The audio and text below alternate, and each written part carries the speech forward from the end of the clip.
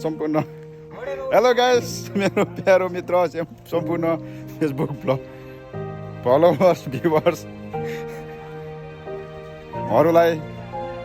अन्त यहाँ हाम्रो आज चाहिँ ढलाइ छ यहाँ हो तादुङ कलेजमा साथीहरूले भनेर ढलाइमा आएको हो के गर्नु अब गाडीमा त कुदाएर हुँदैन रहेछ